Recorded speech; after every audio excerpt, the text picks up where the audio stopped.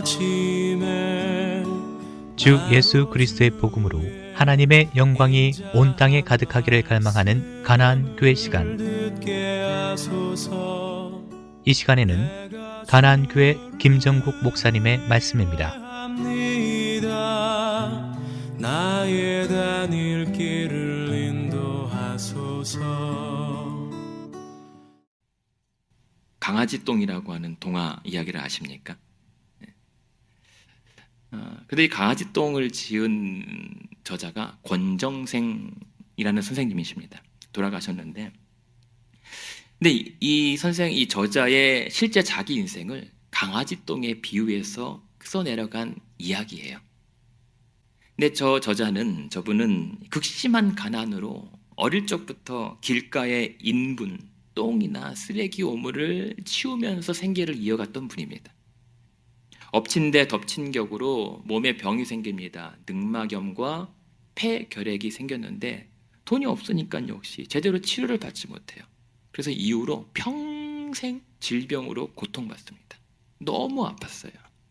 그래서 너무 육체의 고통이 심해서 잠을 못 이루고 그 날밤을 새면서 교회당으로 달려가서 엎드려 기도합니다. 그리고 차라리 나를 죽여달라고 기도한 적이 더 많았다고 합니다. 그렇게 신실한 분이었어요. 그럼에도 불구하고 하나님은 이분의 기도를 외면하신 것처럼 보입니다. 정작 그분의 살아왔던 삶에는 하나님의 임재가 부재한 것처럼 보이기도 합니다. 그럼에도 불구하고 이분은 자신의 처지가 비록 강아지 똥처럼 쓸모없어 보일지 몰라도 그래도 하나님은 쓸모없는 인생을 만들지 않으신다라고 하는 믿음 가지고 평생 없는 가운데서도 나누고 베풀며 그리스도인의 더욱 풍성한 삶을 살다 먼저 하나님께 가신 분입니다. 그래서 이를 아는 후세들은 이분을 두고 강아지 똥으로 하나님 나라를 그려낸 사람이라고 평가하기도 합니다.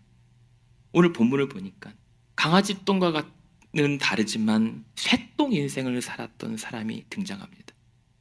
바로 에스겔 선지자예요. 하나님은요, 장차 예루살렘이 포위가 되어서 식량 부족 사태가 일어날 것과 이들이 포로로 끌려가서 포로로서의 최소한의 음식을 공급받을 것을 예표하기 위해서 무엇을 시키냐면 떡을 구워 먹게 하는데 무엇으로 처음에 구워 먹게 하죠? 인분입니다. 인분. 사람 똥으로 떡을 만들어 먹게 했던 거예요.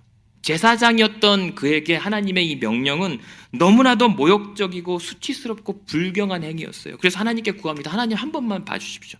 그랬더니 하나님께서 무엇으로 대체를 허락하시죠? 쇠똥이에요. 쇠똥.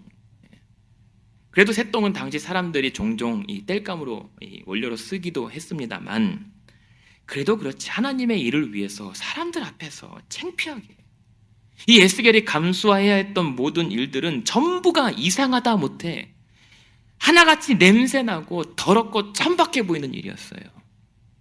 그나마 그래도 여러분 에스겔의 이 사역은 여기까지는 그래도 봐줄만 합니다. 젊은 에스겔에게 가장 괴로운 순간은 아마도 이 사랑하는 아내의 죽음이었을 것이 분명합니다. 그동안 이 아내는 남편의 그 기이한 사역을 묵묵히 바라보고 믿어줬을 에스겔에 있어서는 유일한 위로였고 유일한 기쁨이었던 겁니다. 그런 아내인데 그 예루살렘의 멸망을 깨닫게 하신다고 하나님께서 그 아내의 생명을 갑자기 일찍 거두어 가신 거예요. 아니 그래도 하나님께서 시키는 대로 다 했어요. 한마디 말 대꾸 안 하고 사역이 힘들었어도 그저 묵묵히 감당하면서 그래도 집에 돌아와서는 사랑하는 아내 혹은 사랑하는 가족들에게 잠시만의 위로라도 받아야 그 다음날 하루를 또 견딜 수 있을 텐데 하나님은 그 기뻐하고 사랑하시는 것마저도 하나님의 일을 위하여 철저히 빼앗아가 버리셨어요. 그런데 더 잔인한 것은 무엇인 줄 아십니까? 그렇게 사랑하는 아내가 죽었는데도 그 아내의 죽음을 슬퍼하거나 소리내어 울거나 눈물을 결단코 흘려서는 안 되도록 슬퍼하지 못하도록 하셨어요.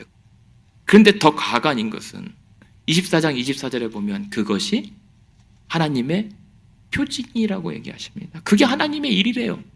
예? 게다가 더 답답한 것은요, 그렇게 했잖아요. 그렇게 나의 가장 귀한 것까지도 하나님 앞에 드렸잖아요. 그럼 돌아오는 대가가 있어야 될 거잖아요. 그렇게 그들을 향해서 그렇게 외쳤고 수고했는데도 불구하고 사람들이 뭐라고 해요? 네가 행하는 이 일이 대체 우리랑 무슨 상관이 있느냐라고 반문합니다. 콧방귀도 안 낍니다. 희생의 대가가 없습니다. 근데 그렇게 볼 때 오늘 이 새똥 같은 인생을 살았던 에스겔 말고도 적어도 제가 아는 또 다른 새똥 인생들이 있단 말입니다. 신앙생활을 잘하고 있고 웬만한 어려움들을 그래도 믿음으로 꾹꾹 눌러 참으면서 버텨왔는데 갑자기 건강하던 아버지가 쓰러집니다.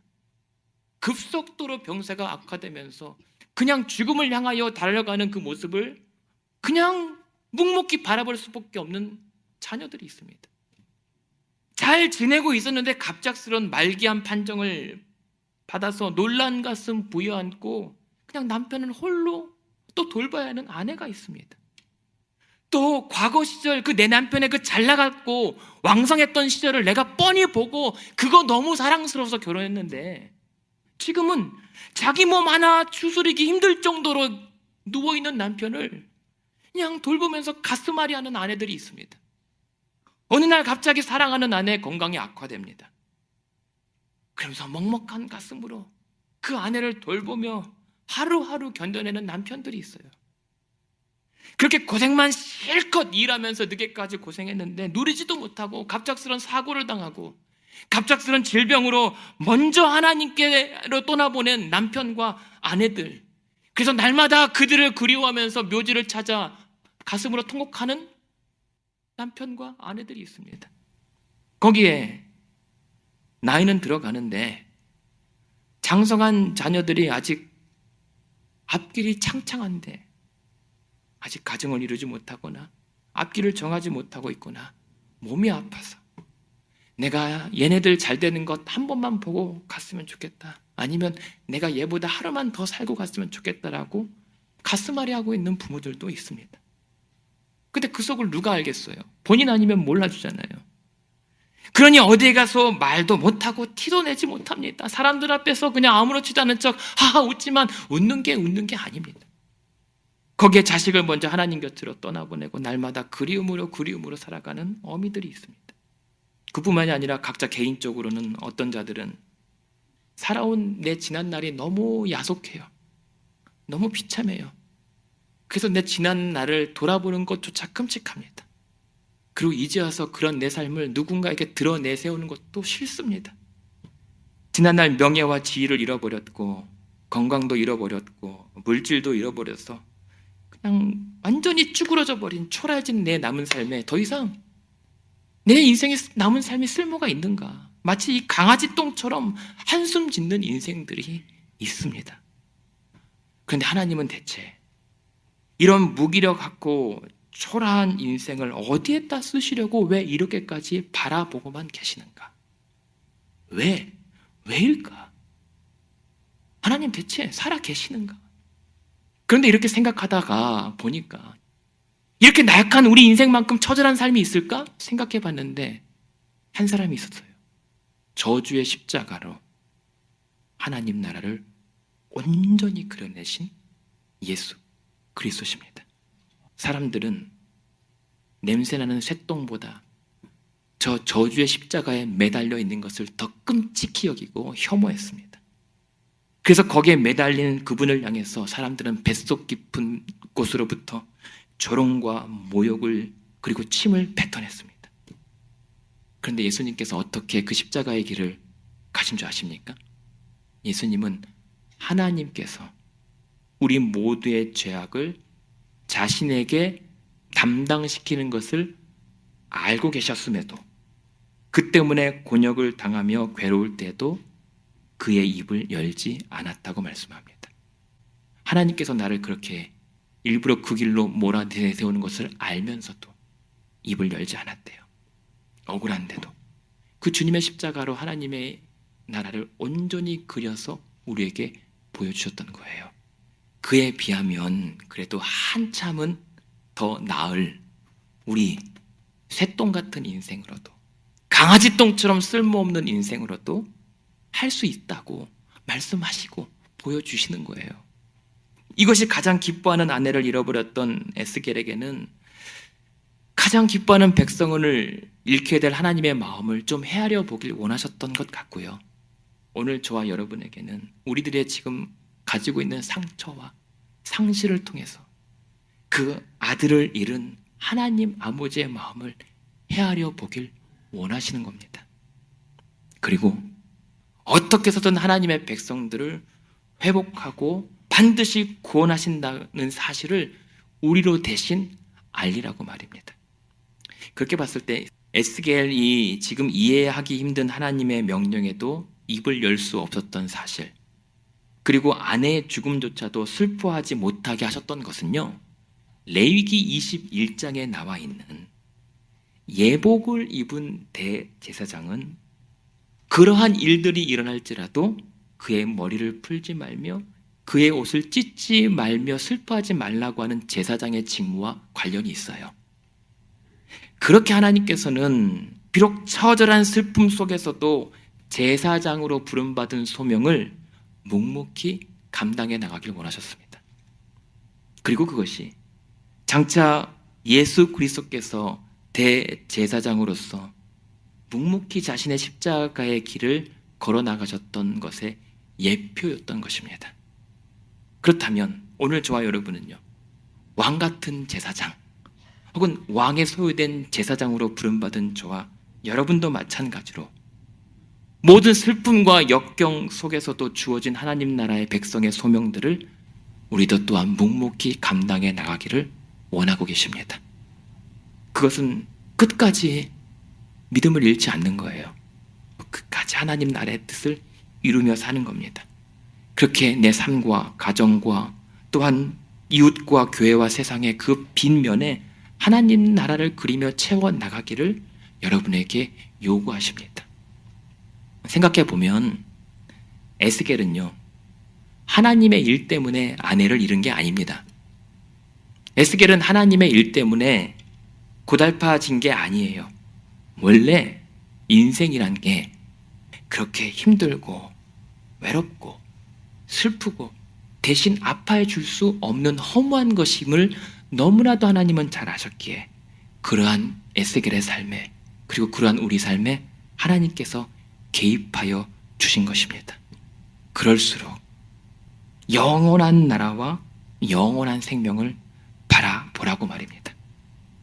그럴 때요, 그런 믿음의 고백으로 오늘 하루 여러분들이 다시 일어나 주의 나라를 향해서 걸어가잖아요. 하나님께서 일하기 시작하십니다. 이런 에스겔에게 환상과 비전을 보여주세요. 그동안 힘들었지? 봐라! 내가 너의 그 슬픔을 통해서 이러한 일을 이루시겠다고 말입니다. 그러면서 에스겔이 어떻게 했습니까? 내 이 새똥 같은 인생도 쓸모가 있었구나.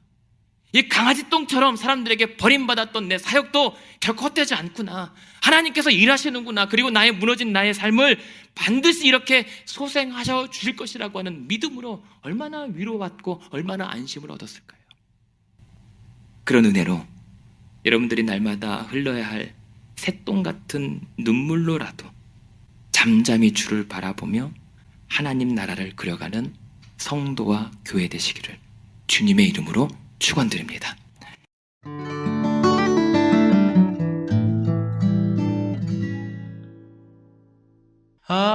아침에 나로 지금까지 가나안 교회를 담임하시는 김정국 목사님의 말씀이었습니다.